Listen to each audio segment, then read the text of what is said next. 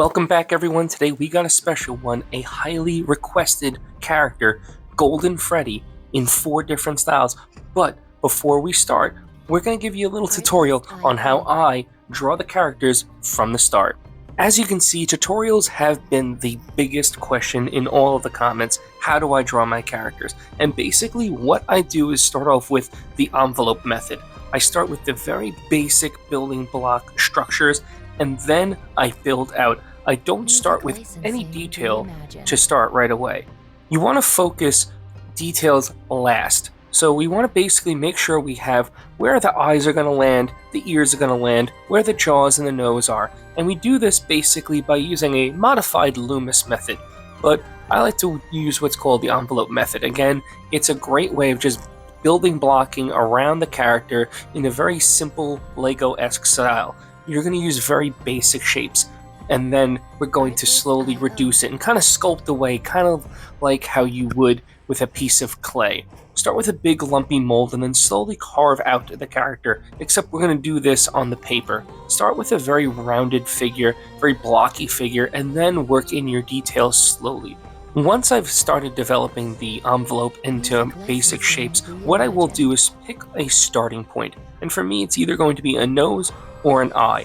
And that's going to be the reference point where we're going to then measure off everything else. If I know how big the nose is, then I can say, okay, the eye is 1.5 noses, the ear is 2 noses. Or conversely, you can use the eye. The eye is X big, everything else is around X big. It might be 1X, 1.25X, etc. This is how you can measure, and you use your pencil as a measuring tool. That is going to be the way that you will measure everything out, and that's how you're going to get good eye-hand ratio where you're not kind of sitting there every 5 seconds. You're going to be able to measure everything out really fast, and it basically just comes with time. The more time you plan sketching like this, you will be able to blow through easy drawings. I mean, you'll be able to gesture and get everything down super fast, and that's another thing that I highly recommend that you do. Practice your gesture drawing. Not just faces, but full body gestures, and then you're going to be able to see and develop all of the figure very, very easily, super fast. Now with our sketch complete, we're going to have the cartoon, the drip, pulled, and realistic. Let's start off with a simple, smooth cartoon style. Before you use any paint pens or alcohol markers, I highly recommend that you do erase everything away. It will make sure you don't pick up any paper or graphite or any smearing from any of the colors, and that's how you're going to get a really simple, smooth color. Now, I have a question to ask you. If that tutorial was helpful and you really like what you see so far, then please do me a favor, don't just hit that like button. Smash that like button. Let YouTube know that this is something that you guys and gals want to see, and if it helps you, that's all the happier for me. But now, let's talk about the cartoon. Basically with the cartoon style, we're just going to keep it very simple with paint pens. They have a really good, smooth coverage, and it gives it that nice, bold cartoon color. We're going to see a couple of different variations than what you might see in a cartoon, and that's just because, well, Golden Freddy's a little beat up. Yeah, I used withered Golden Freddy, not regular Golden Freddy, as the image, just because I feel like I want something with a little more character. I want something with a little bit more damage. Gives it a little more pop and color, and gives it just a little more life. That's just me. If you want to fight me in the comments for it, go ahead, I have no problem. I just don't want to have that Captain Technical guy coming in. Like the, excuse me, I'm sorry, but that's, technically Withered Freddy. Yes, I know it's technically Withered Freddy. It'll be okay.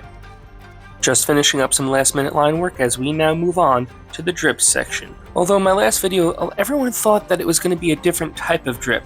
So now in this one, we're going to have to give Golden Freddy his true drip. So now it's time to give Golden Freddy the drip that he truly deserves, but we're going to do it with a little bit of a cartoon style. Of course, we have to throw down the gold paint pen because, of course, it just fits with the aesthetic.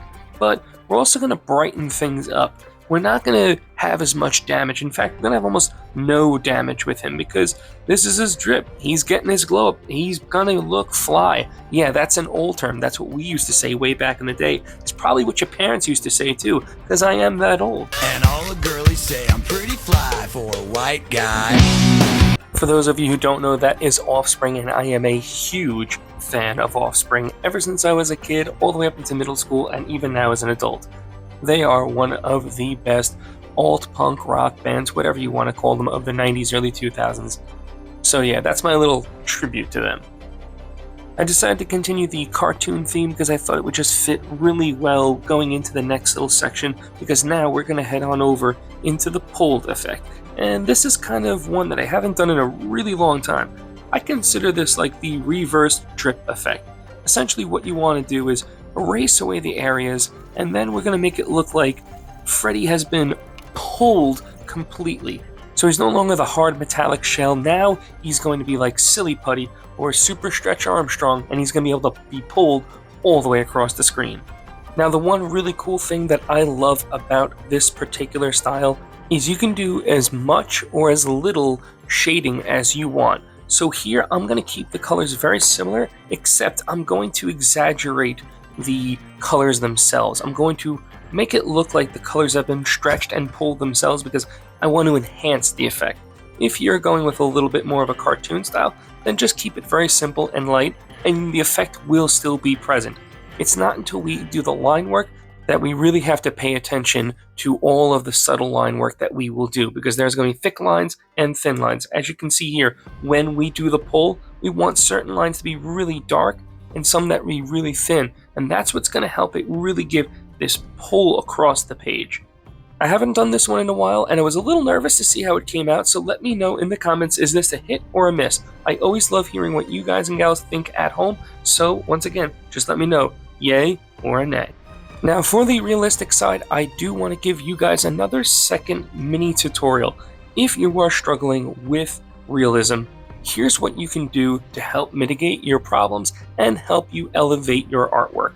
First, let's just start off with the darkest darks. The hat's dark, the eyes are dark, that's going to be simple. But we're going to use these ink wash pens.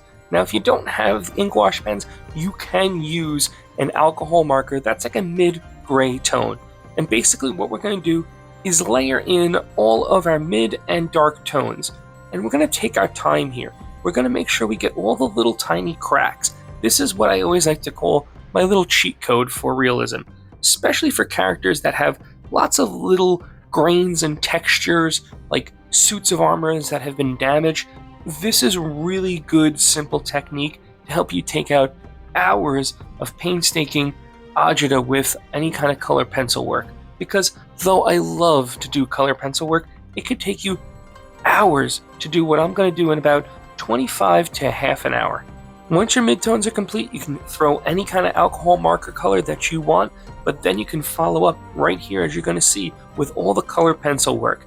And there you go. I mean, it's not to say it's as simple as that, but it truly is as simple as that.